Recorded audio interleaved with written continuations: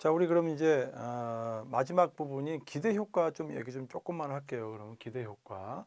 여러분들 이제 기대 효과라고 해서 우리가 기획 보고서 작성을 할 때 항상 나오는 것 중에 하나가 이런 것들이 있어요.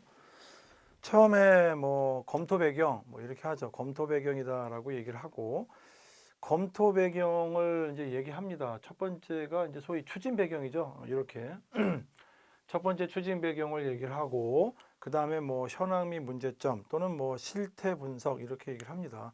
그렇게 얘기를 하고 그 다음에 세부 추진 계획을 얘기하죠. 그래서 거기까지 말씀을 드렸는데 세부 추진 계획의 이후에 뭐 장애가 생기기도 하고 어떻게 극복할 것인가 이런 거를 별도의 항목을 둬서 작성하는 경우도 있어요. 있는데 이거는 시험장에서 주어졌을 때 하시는 게 좋아요. 왜냐하면 아까 말씀드렸듯이 주어진 시간과 분량 때문에 항목만 들어가게 되면 그 안에 들어갈 내용이 별로 없게 돼요. 너무 좁아지기 때문에 그거는 그냥 세부 추진 계획에 그냥 같이 넣어서 하시면 될 것 같아요.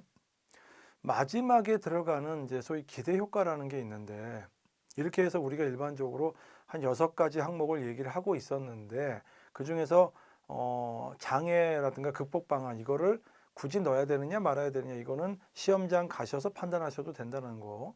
마지막에 기대 효과라고 해서 맨 마지막에 넣어야 되는 뭐 이렇게 있잖아요. 6번째, 5번째 그래서 뭐 기대 효과라고 해서 한 3줄 정도 작성을 하는 경우들이 있죠. 여러분들도 아마 시도교육청에서 각종 기본 계획들 뭐 큰 거 말고 자그마한 것들 있잖아요. 이렇게 한 몇 장 안 되는 것들도 보면 기대 효과가 들어가 있어요. 대부분 보면. 자, 그런데 한번 생각해 볼 게 있어요. 어, 기획정책 보고서를 작성을 하는 목적 자체가 소위 이 사람이 문제 해결력이 있느냐 이걸 보는 거죠. 굉장히 멋있는 내용들이라기보다는 주어진 읽기 자료를 보고 자, 이분이 문제를 인식을 했어.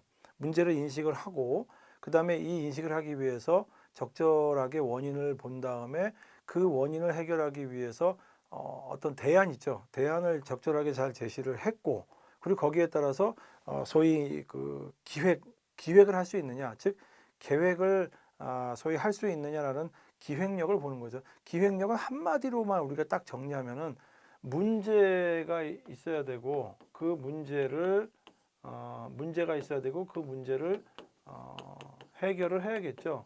그 문제를 해결하는 즉 문제를 분석해야 되는 거죠. 이 문제를 잘 분석해야 됩니다. 이 문제를 분석하려면 주어진 읽기 자료를 분석을 해야 되죠. 그래서 시험장에 가시면 이거를 동시에 보면서 바로 분석을 하셔야 되죠. 그거 읽고 따로 분석하고 시간이 없어서 그냥 읽으면서 분석을 합니다. 읽으면서 분석을 해서 뭘 분석하느냐? 지금 현재의 상황이 어떤가?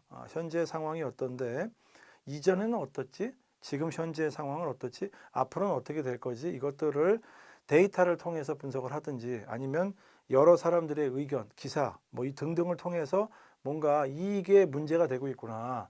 이게 문제가 되고 있기 때문에 이거를 잘 분석을 해야 되는 겁니다. 잘 분석을 해야만 여기에서 뭔가 우리가 문제를 찾아낼 수 있겠죠. 문제점을 찾아내고 그 다음에 여기가 이런 문제가 왜 생기고 있는지 그 원인을 우리가 찾아낼 수 있는 겁니다. 그 다음에 그 원인을 찾아냈으면 그 원인을 우리가 해결하기 위해서 소위 해결, 즉 대안을 찾아내는 거죠. 대안. 그럼 대안이 뭐가 있을까? 이것들을 제시를 하고 세부적으로 이렇게 추진해 나갈 수 있는 계획을 짤 수 있느냐 이걸 보겠다는 거예요. 그래서 이거를 한마디로 딱 우리가 얘기한다면은 문제 해결력이에요. 문제 해결력이죠. 여기 심자만 딱 들어가면 문제 해결력을 보겠다는 거지. 기획안을 통해서 뭐 그럴싸하게 작성을 하고 물론 이제 잘 작성을 하면 문제 해결력이 되는 거죠. 문제 해결력을 소위 이제 그 기획서에 글로 작성을 하면 평가자가 그걸 보고 평가를 하는 겁니다.